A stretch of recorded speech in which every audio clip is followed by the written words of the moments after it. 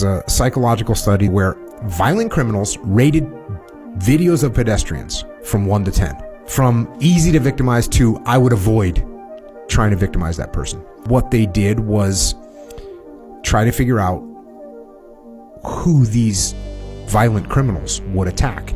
And there was a couple things. I like this one. People that the perpetrators would look at and say, I probably wouldn't assault that person. They had something that they called organized quality. So the person just looks organized. If you look squared away, it's a real thing. Yeah. People sense that. The victims, the way most of the people that were identified as, I would attack that person, they would say they had inconsistency in the way they walked. So how should we walk? How should we carry ourselves? Well, I started diving into this rabbit hole a little bit. NBC News had an article written by Steve Cardian, who was a police officer. He's in the Marine Corps. He's a detective. He was an FBI defensive tactics instructor.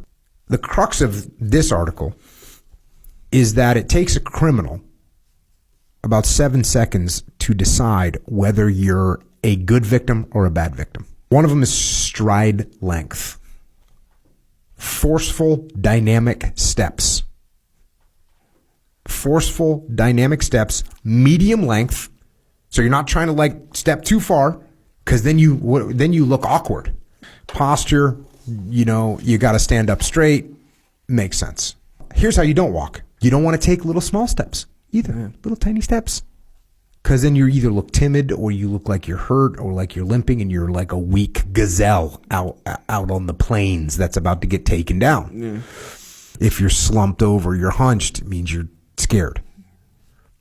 If you're slower than everybody else, you're probably injured. You're probably some way weak. You can't propel yourself with any amount of force. You for sure can't get away. That's kind of like what it feels like. They can't escape. Look how slow this guy is. That was another one. If your arm swing is too small, that means you're timid. Yeah. Which you can imagine someone walking all huddled up right together. What I like about these things is it's kind of things like you said, you don't even notice them. Yeah. So what if you're a person that does these things? Yeah. Or when you get nervous, you do something. Yeah.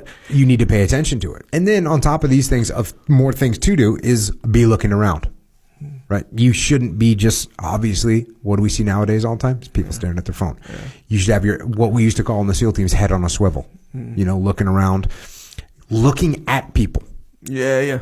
I see you. That's a big one. Yep. I'm tracking you. Yep. You don't have to stare at them, but you just look at them. Yep. Maybe you give them a little nod, but you at least let them know I'm tracking you. Yeah. I see what you're doing. Let them know that you see them. And then that thereby takes away the element of surprise. It puts them in a little discomfort. Here's the counterintuitive thing about looking at people. Sometimes people don't want to look at people because they're afraid you're going to start something, right? Yeah. Whereas just looking at people, like looking around, is what you should be doing. And when you're not confident enough to look at someone, that's a signal in its own right. So if you're not looking at me, I know you're not confident. Yeah.